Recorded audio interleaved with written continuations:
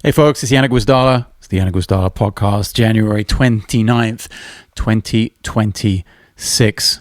Today's episode is going to be in 3 parts. You're probably here first and foremost to see the new instrument. I have a new instrument in the studio, really psyched to talk about it. I'm going to get into a bunch of things about it.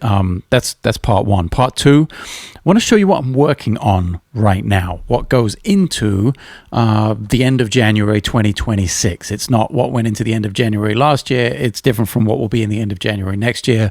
Just want to share part of my process, what I'm working on, why I'm working on it, musically speaking. And then part 3, the end of the podcast, we'll wrap up with a bit of a recap on the fallout and the craziness of the last episode, I guess. I made a video about the Walrus Audio Mantle. There was some really great feedback and awesome discussion and all of that. There was also a lot of negative fallout and back and forth, which was less than optimal, unfortunately. So I just want to sort of put a button on that at the end of the episode. But let's get to the new bass. I have a new bass, literally a week old or so. I think I've had it for a week, from RKM. If you don't know the story of how I met the guys at RKM, how I came to play their basses, it was a couple of years ago at the NAMM show. I walked by the booth. Humberto grabbed me, said, "Hey man, would love you to check out some of these instruments." I picked up a couple of things. I got to this one, which if you follow the channel at all, if you are subscribed, which I really hope you are. If you're not, hit the subscribe button below. It really helps keep the channel going, keep it alive, and grow it, more importantly, to help me continue to do stuff like this. But if you follow the channel at all, you'll know this bass, this 4-string double reverse P, sort of road-worn, custom shoppy looking instrument from RKM. It's kind of a jazz style bass. And I played it. I really loved the neck. That was the first thing that struck me. The NAMM show, as I've said many times before, is possibly the worst place on earth to try anything and get any sort of real sense of what something sounds like. It really is the worst. So the sound of it, I was pretty convinced what I was hearing out of the amp, but the feel of it was amazing. It was inspiring to play, and it ended up becoming a gift. They gifted it to me, and I got to hold on to it after that NAMM show. Again, not with any, they didn't say, "Hey, you can have the bass if you make a video," or "You can have the bass if you give us a quote," or there was no expectation of it at all. And as we'll get to in the last segment of the video, that's really important to me about getting gear and about sharing it with you guys.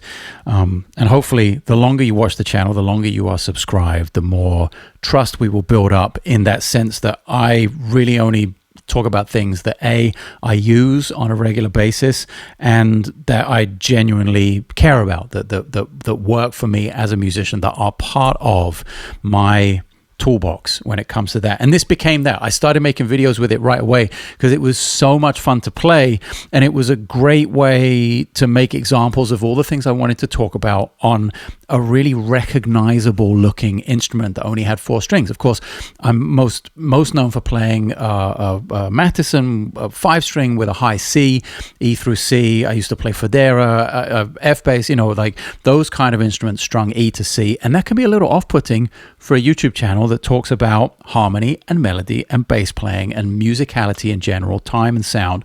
So this was a great addition to the setup to make videos, to play it. I've played it on a bunch of records now. It's become something, it's one of those things that I take to the studio when I'm going, no matter what. It's just always in the car bass if I have to go on a record date, and it's always something I'll audition for a song if I need that 4-string sound. The thing I love about it, one of the many things I love about it, is that I feel like I can get a P and a J sound out of it with this pickup configuration. So that was the beginning of the journey. You've seen plenty of this bass. We'll get rid of that for now.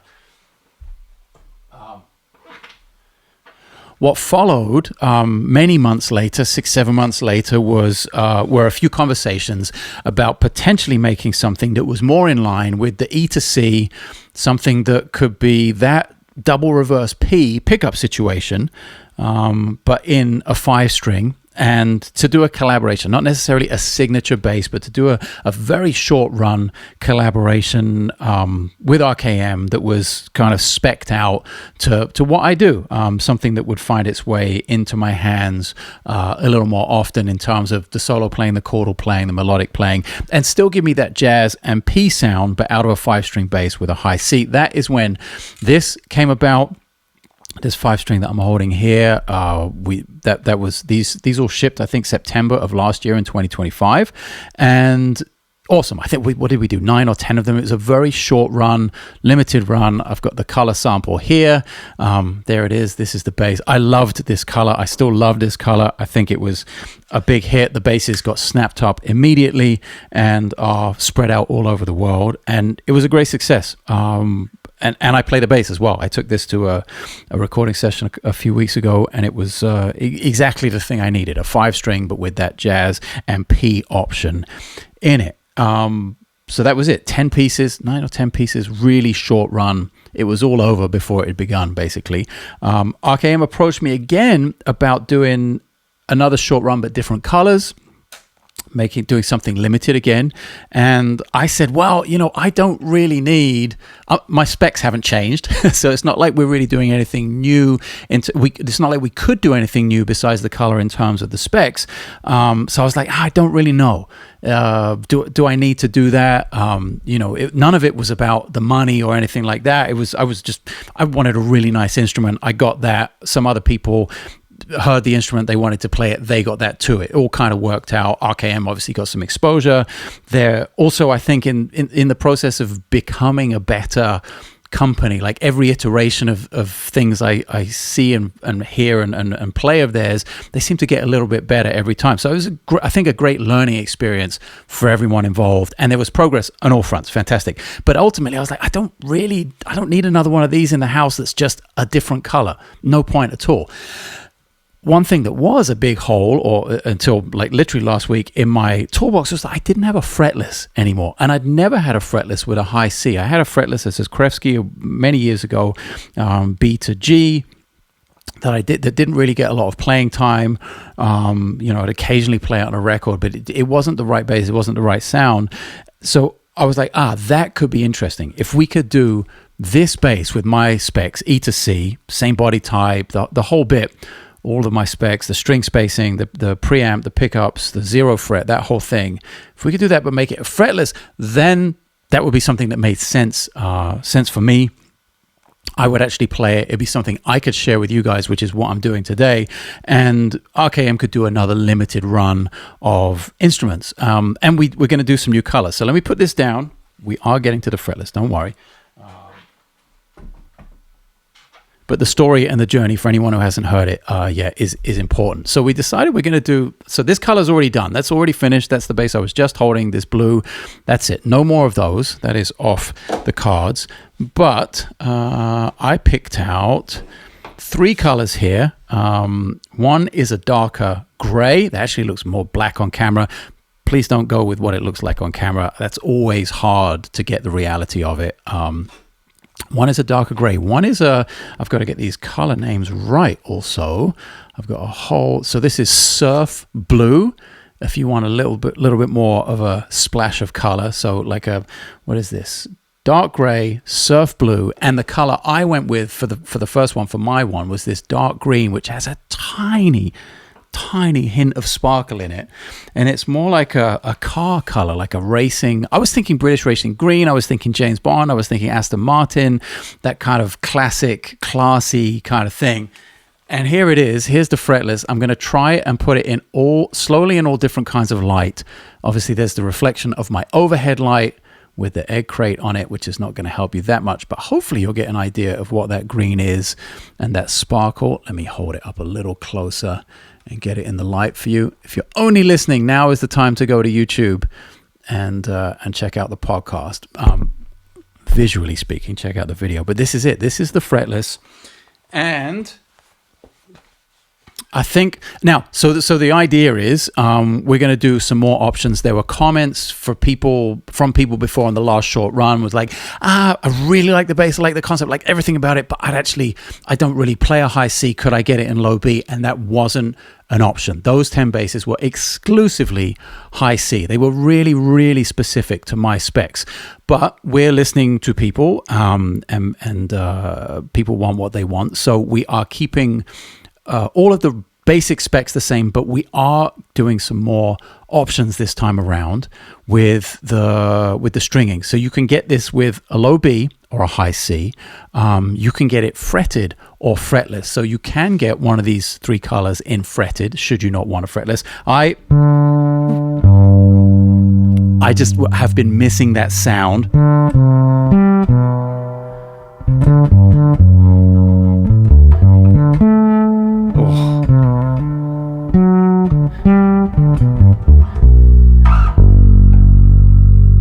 I also think it's highly underrated, the sound of a little bit of reverb on fretless, but of course I'll give you the sound without it as well.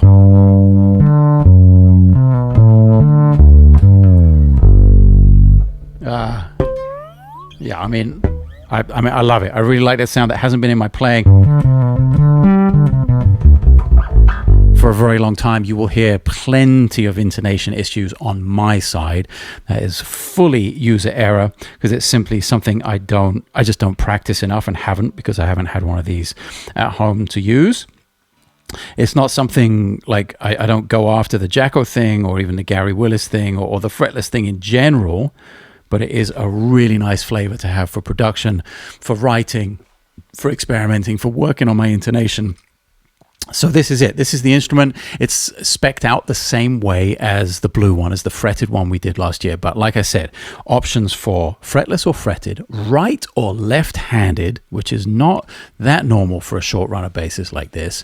Like I said, the three colors, the surf blue, the dark gray, and the dark green. I went for the dark green. It looks so classy in person, and I'll throw some of the studio photos that RKM took of the instrument up on the screen so you can see it in really good light, get an even better idea of what it looks like.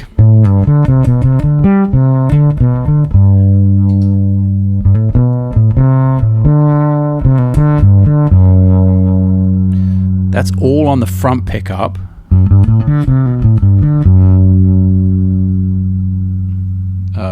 Now we're in the right in the middle with both sets. And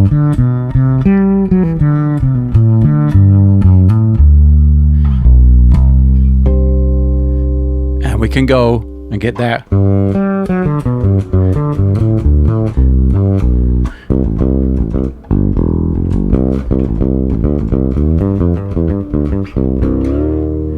Get that rear pickup Jacko thing.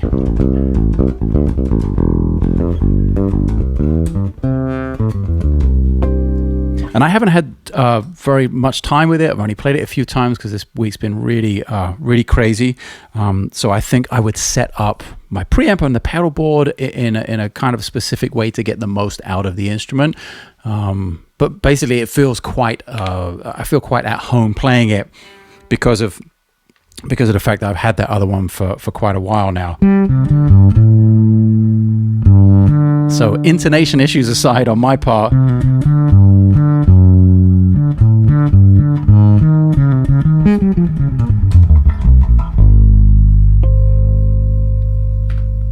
oh man, it feels really good.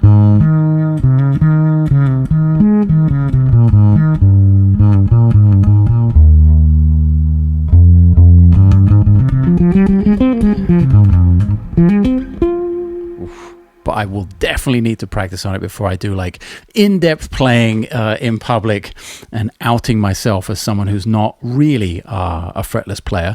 I will post all of the specs to the instrument in the description below. I'll also post the contact information to RKM as to where you can go grab one of these if you want to. All of the details here. It's pretty standard in terms of how to get one. It's going to be a 50% deposit. The build time is 6 to 7 months. we have the, in the time we live in right now, we have to unfortunately talk about tariffs. So US and Mexican customers don't pay tariffs. The rest of the world pay depending on the country rules, and shipping is calculated at the end on when we get to the shipping process, just to give you like full disclosure, full transparency about how it all works. It comes with a mono stealth black gig bag, has these Dunlop strap lock buttons on it. The tuners are hip shot. I mean, everything's linked below. The Trickfish preamp, everything is linked in the description of the video, so you can peruse the specifications at your leisure.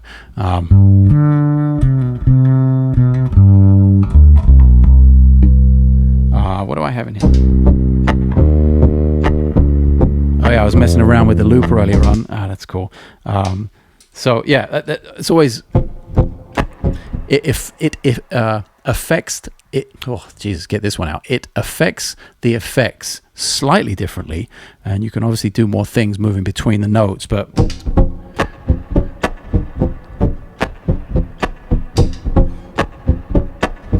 I haven't actually used the harmonizer stuff.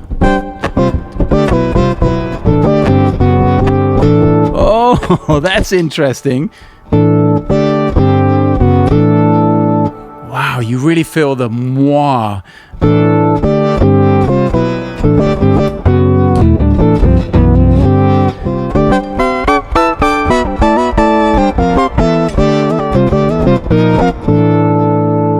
Wow, that's really interesting. It's such a different articulation through the effects. I wonder what...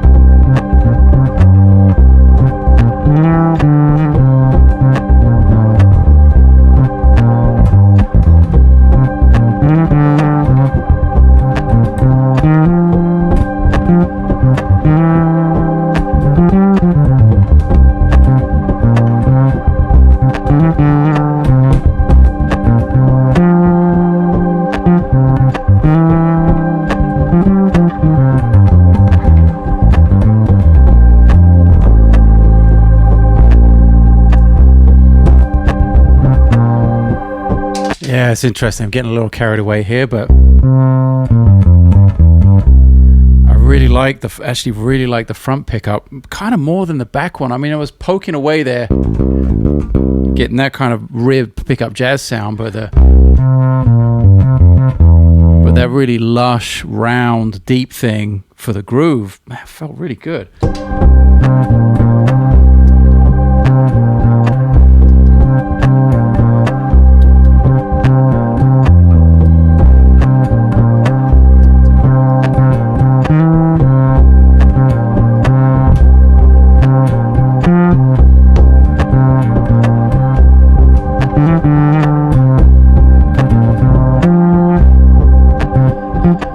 Why can't I remember the hit, the single, the tune we play with Bob so often?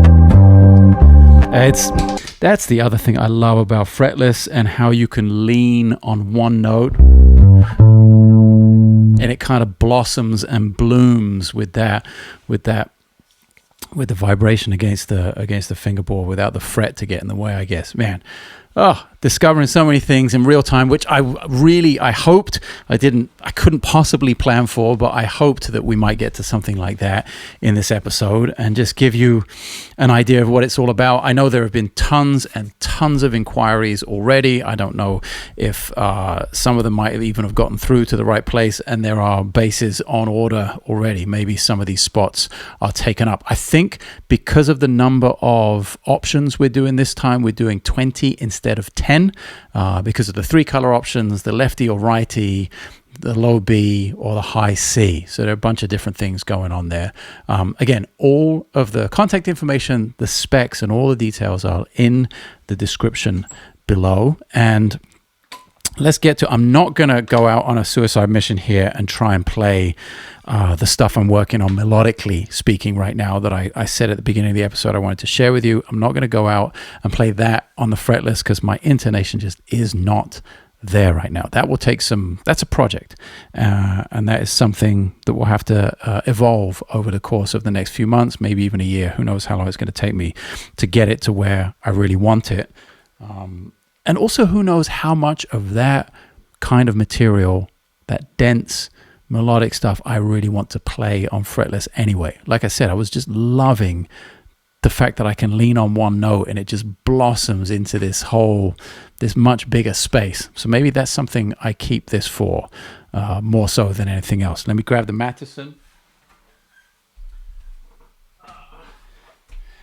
And we can get into, for all the music nerds, the harmony nerds out there, just something I'm working on, something I was like, okay, I need to put my brain in a certain space, because I want to be loose in a certain area of my playing, or looser, or just more, I don't know, more something. We'll find out what that word is shortly, I'm sure. Wow. It's such a different neck profile as well. It's funny making the switch between the two.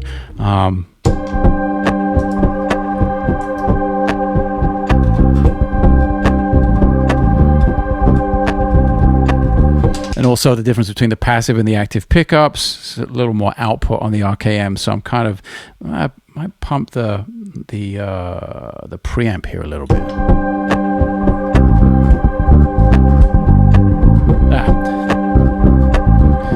Trying to play and turn knobs with my feet here, not a good idea.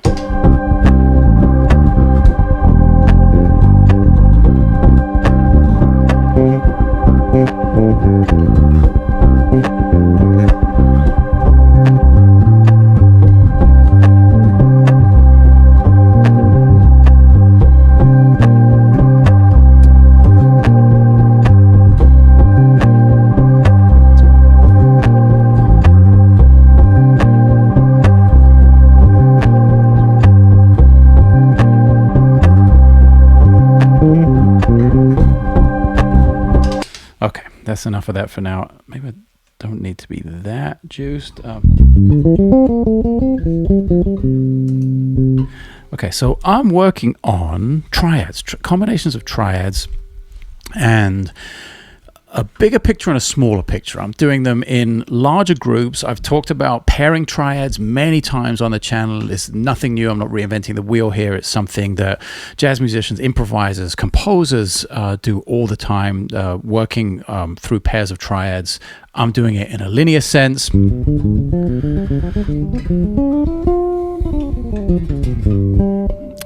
And I'm working through right now, for instance, I'm working through a bunch of different pairs, but a popular one is the tritone.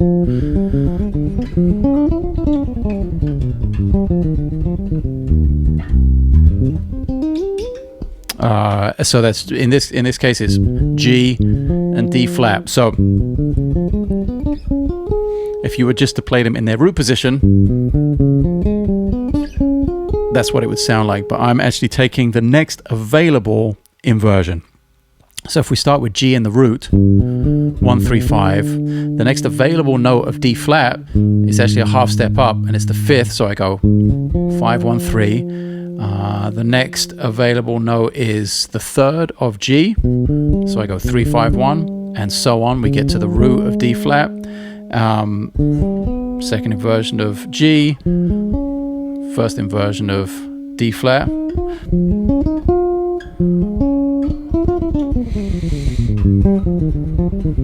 And that's just half whole at the end, coming down from F. It's not, you know, I'm just using it as a phrase, a button on the end of the exercise. And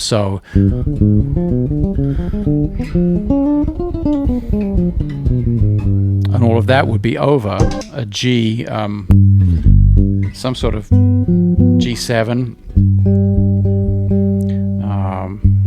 If I just go a little bit of silence in here, this is the long way round of creating a pad, and just go.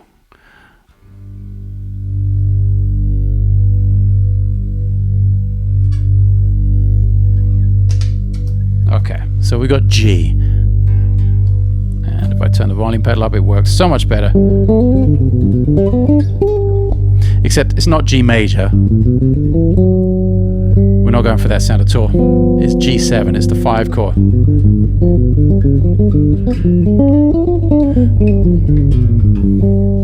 And also, part of this helps you dictate, at least it helps me dictate what kind of 5 chord it is, what kind of destination it might be going to, whether it's going to a 1 major or a 1 minor, whether it's going to the 1 at all, even when maybe it's moving somewhere else. Lots of determining factors that the harmony brings out on the 5 chord as to how you resolve and where you resolve. But really on a granular level, I'm taking the triads, and that's kind of a bigger picture. That's all 3 triads that you can possibly have: the root, the first inversion, and the second inversion on all of the on both triads, on G and D flat, which is a bigger picture thing. Now what I'm trying to do is break it down to just 2 of those at a time. So maybe it's so just the root of G and the second inversion of D flat.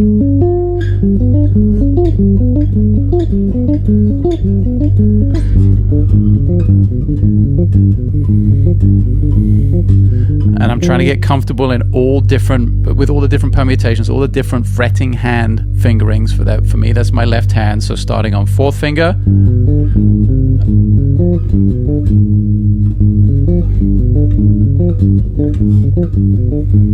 and trying to come up with starting on 2nd finger, and how I finger the D flat afterwards. Maybe 1, 4th, 2.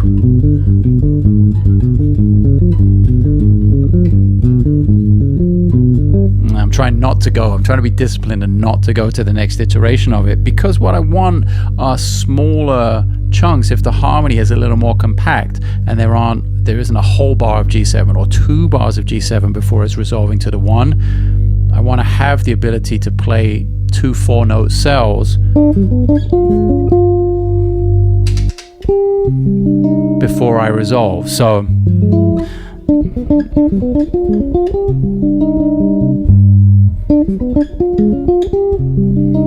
not only am I working on the 2 triads, but I'm also working on what my destination is, what my resolution note is. In this case, I went up to the 5th of the 1 chord. So with G7, going to C minor.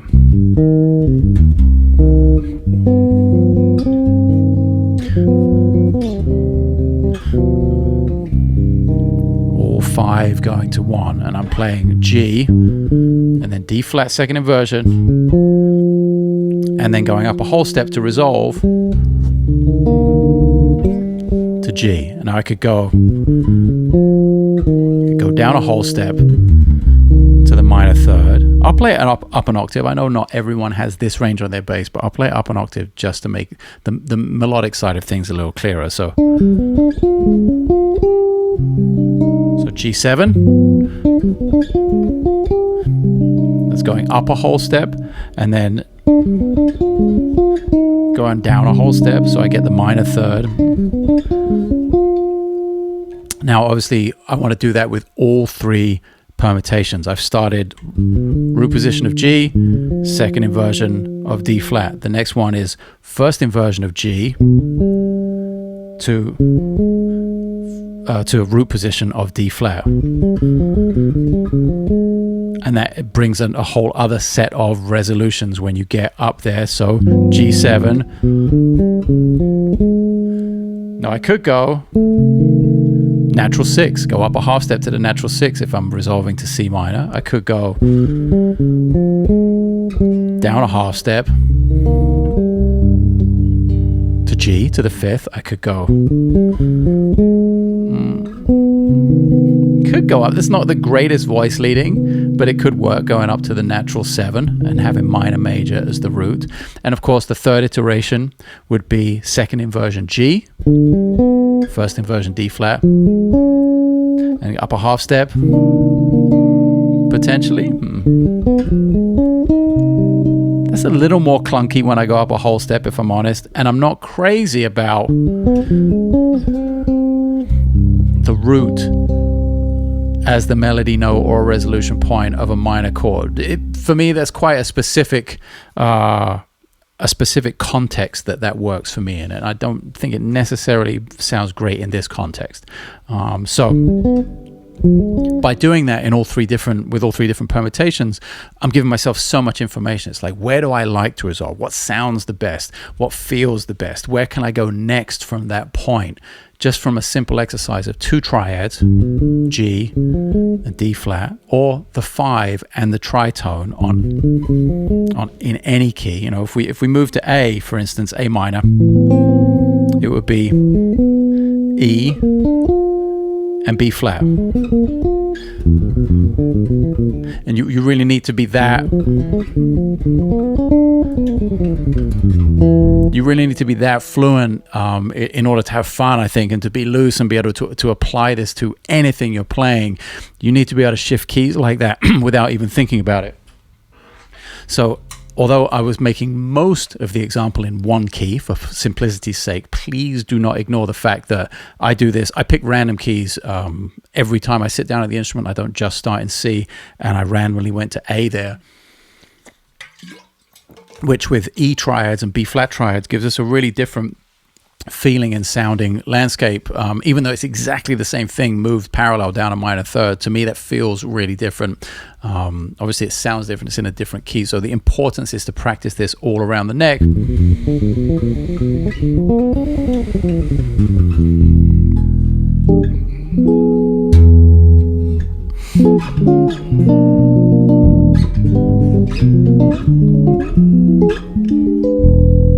Maybe we'll get into what those chords are another time, but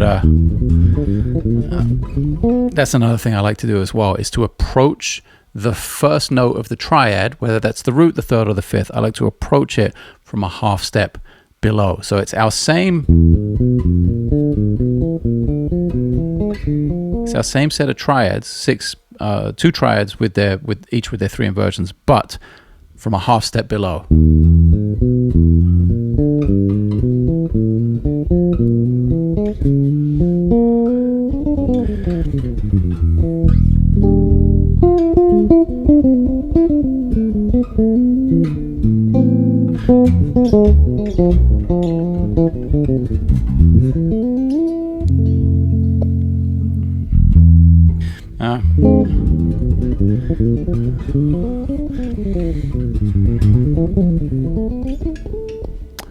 something like that.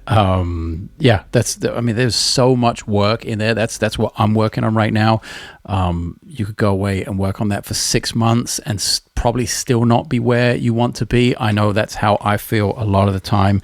Here we are in January. It's been in my playing. That sound has been in my playing for a long time, but it's like if you don't use it, you lose it. It's like that muscle atrophy thing. If you don't exercise, if you're not straining the muscle and breaking it, it won't repair again. And it's very similar with ideas, with vocabulary, with stuff that, you know, I haven't played a country gig in a really long time. I don't think my country chops are at the maximum capacity of where they might have been 15 years ago, where I did a bunch of country gigs and excuse me, and recording sessions and stuff like that. So I know I have lots of record dates coming up this year. We're going to do a new album, a second album with Daniele Camarda, the bass duo album.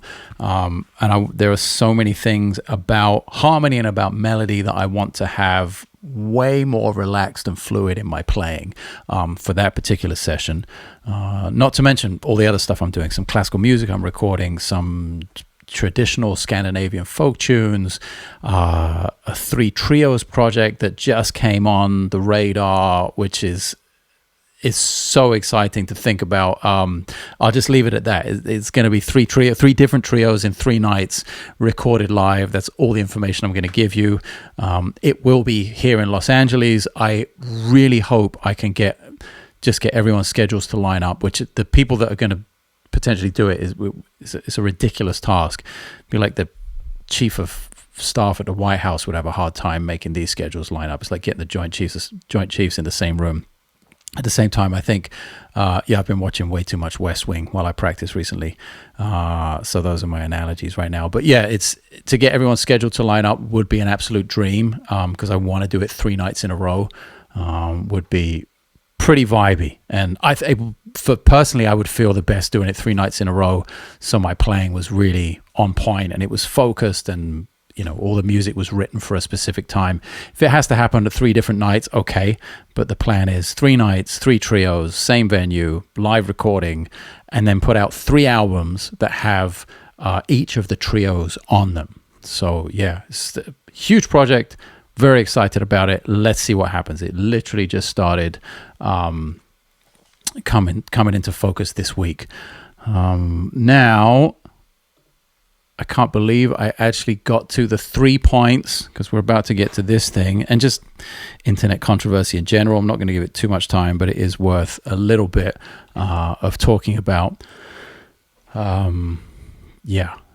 It was weird. It was weird to put out the video about the Mantle. It was great to hear. You know, I don't mind at all. Like, hey, I don't like this. This is not for me. Like, or constructive criticism. Like, hey, what if? Like, here's an idea, and could they have done this way? This is not for me, but it would have been for me perhaps had they had this feature. And it's not just for the Mantle, that's for anything. I like those kind of discussions. That's how we get better. All of us, pedal builders, bass builders, musicians, if we could talk openly about that without anyone getting butthurt, things would move forward so much better. Like, everyone would benefit. But for the moron subsection of the audience who just refuse to have a conversation and only make statements, that's when it kind of gets a little tiring. And I committed to engaging in the comments when I made the video, so I did that, and I don't know how many comments it's up to now. It's a lot. It's more than normal for one of my videos. Let's check here. Does it tell me how many comments there are? I don't know, actually. I'll probably have to go to the video itself. Whoops. Hang on. Yeah, over 300 comments. That's a lot for one of my videos. You know, I'm a relatively small channel. The comment section doesn't blow up like others. And you know, I don't get hundreds of thousands of views. So for a 50-something minute video, 50-minute video that gets 13,000 views and over 300 comments, that's a lot of activity on one video for my channel. And it's just pretty amazing. Some of the responses, like how how uninformed they were. Yet they spoke from such a lofty place of authority. They really wanted to project authority. And they were from people who, obviously, just from the nature of what they were writing, had never, ever been in the room. You know, they'd never experienced, first of all, they'd never used the thing. Because at the time of posting, I was one of like maybe 4 people in the world who had one. Maybe one of 3 people in the world. It was a very small number. So nobody had used it for sure, and people had just heard it through Ian's video. And I didn't go super hard into it. I really want to get back to it, actually, because it's going on a smaller board. I have a tour coming up in May with Oz Noy, the guitar player Oz Noy, and Clarence Penn. We're doing a European tour. All the dates are on my website. Perhaps I'll rattle off a few of them just in case some of you are out there in these countries and want to come and see us play. But it was I had a conversation with Oz the other day about travel, mainly with driving, which is great. When you drive, you can maybe get away with taking a few extra things, you know, the bigger pedal board and maybe an extra bass. But the reality is there are a couple of gigs that are super far from each other, and we can't drive for all of them. So there are a couple of fly dates in the middle of everything. So that brought everything, for me anyway, crashing down in terms of the bag checking thing. Because checking 3 pieces on domestic European flights gets super expensive for the artist, and Oz was right. He's like, hey man, there's not too many pyrotechnics needed from the bass chair on this gig. It's a little more of a traditional roll, so I don't need all the crazy stuff. And so I immediately was like, okay, no problem. Let's not take the huge Pelican. Let's not check that in and cost you a fortune, kind of unnecessarily, when I could get away with building a much smaller pedal board and maybe taking it as a carry-on in a little bag, or maybe the Pelican for those flights. I can definitely do that. And until that tour in May, the Mantle's going to go on my bigger board for sure. But when I get closer to that tour, my plan is to build something along the lines of what Ian Martin Allison has right now, which is just the Mantle and the Stomp on this tiny, like mono, mini, nano, whatever. It just fits those 2 pedals on it. So I'm not going to be as tiny as that, but this is going to be something that gives me like a massive amount of sonic value in a really small footprint, like super high-end quality of sound on a tiny pedal board. So I am going to dive way deeper into this once I do that, once I put that board together and show you what I'm doing. And you know, maybe I'll have the stereo canvas on there and the HX Stomp and a reverb and something, like a really stripped down version of what I have now, and still be able to have the clean DI out of the front of this and the stereo DI with the effects out to the house as well. 3 channels for the bass on a really small board. Let's see. That's my plan. I'd really love to be able to send the cleanest, most beautiful, pristine, natural bass sound out of here, which I think is what something like this gives me. Very quickly on those tour dates, we're actually going to do a show. Well, I'm going to Japan. Woo! I'm just looking at my own tour dates here. I'll be in Japan March 19th and 20th. One night at the Blue Note, one night at the Cotton Club with Steve Smith, Vital Information. We're going to do a show with Oz Noy here in Los Angeles, April 6th at the Baked Potato. And then we hit, I believe we start in Rotterdam. I think that's the 9th or the 10th of May, and then we're in Prague May 11th, Brno on May 12th, Porgy and Bess in Vienna May 13th. We play in Vilnius, Lithuania May 15th, Riga, Latvia May 16th, Pori in Finland May 19th. We have 2 nights in Paris, May 22nd, May 23rd. We have 1 night in Oslo, May 24th, and 1 night in Gothenburg. That's our last night of the tour, May 25th.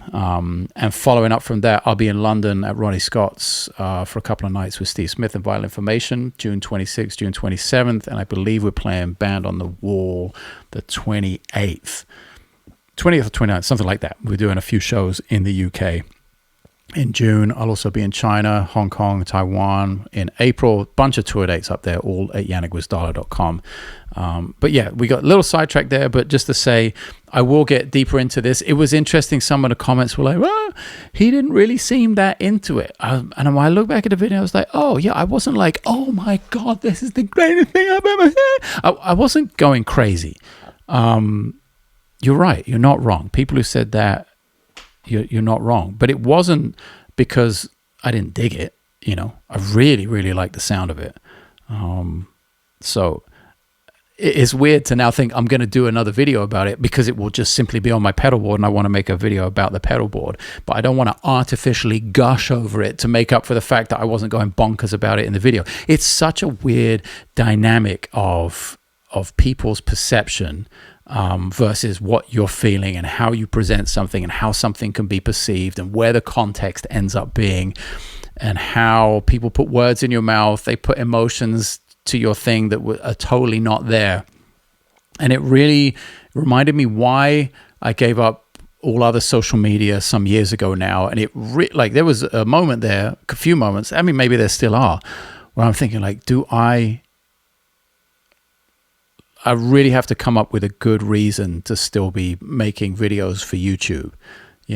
Obviously there's the element of I make videos about some of the things in my books sometimes, and those books that help sell the books, that helps make a living for me as a musician. I share my recordings and films and videos of the recording sessions with you all via YouTube, and that's, I love doing that because the music and the recording and the touring and stuff, that's the main focus of it all. But the comments and the back and forth and the people just like completely blinkered and uninformed. And again, not the majority of people. Majority of comments were even if they were like, that's not for me, it was still positive and polite, and there was some humility to it. It was like, but for the annoying few have a surprisingly loud voice and a much bigger effect, and unfortunately much bigger negative effect on me when I get into that. And it brings up the question, maybe I just shouldn't be involved, which would be sad because I do like the conversation. I do like the back and forth when we get into some things, and I always learn something. That's the other thing. I don't think I learn any new information about products or pricing or design or music from the negative comments, but I did learn a lot about like, I need to be able to, I learned a lot about identifying when someone is just shouting and making statements, even if like, I'm not trying to change anyone's mind, I'm just trying to present the facts. I'm always going to believe what I believe, and maybe that will change based on new information, but in that moment I'm always going to say what I believe. I don't think anyone's about to change my mind so drastically in that sense, and in return I'm not trying to change anyone's mind. But when somebody writes a bunch of false information, I definitely want to correct that for other people who are reading.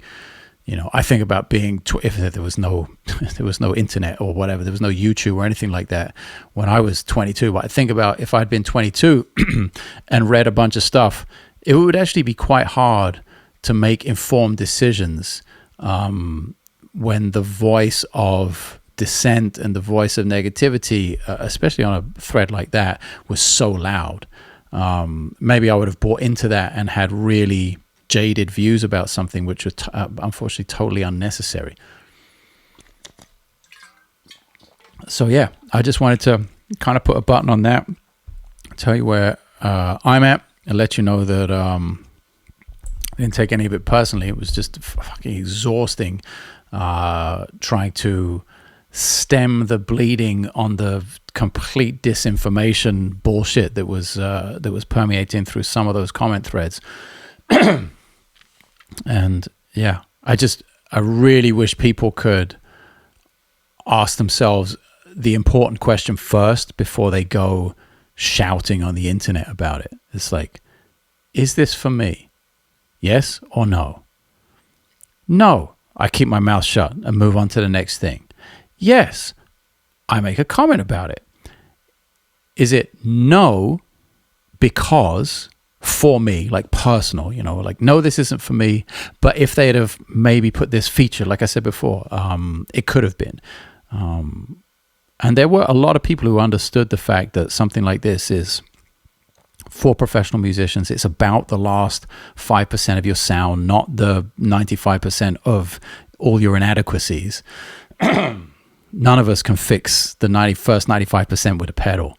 or a piece of gear. We have to do that work ourselves, and most people are not willing to do that work. And I think that creates some frustration and some anger, because if someone is not only not willing to do that work, but they also don't have the budget to buy the thing they think will fix it, then yeah, the frustration boils over. And I can totally see how and why that happens. I think it's kind of pointless and a big waste of time and energy, but I do understand why it happens. And any of my comments, any of my replies were basically just to stem the disinformation, highlight experience versus conjecture, and hopefully give anyone else who's reading those comments and watching the video the best chance of making a much more informed decision for themselves about what something is and if it's right for them or not. So cool. That's it. Got to all 3 points. Hope you dig the fretless again. All of the information is down below. Those instruments are available right now for order. You can get in touch with that contact information, get in touch with RKM and choose your colors. Again, surf blue, the dark gray, and the dark green. Kind of a little craziness, splash of color, and then some classic sort of car racing colors maybe. Like I said, I was really thinking about James Bond, Aston Martin, British racing cars, that kind of thing. And in the room, it came out great. I hope you could see from the pictures that I put up earlier that it was it's a really classy looking instrument. Maybe you were even at the NAMM show and got a chance to play these basses. The blue one, the fretted, and the green one, the fretless, were both on display. So maybe you got a chance to play them. Let me know in the comments below. And that's it. Thanks for spending your insanely precious time with me. See you guys on the next one.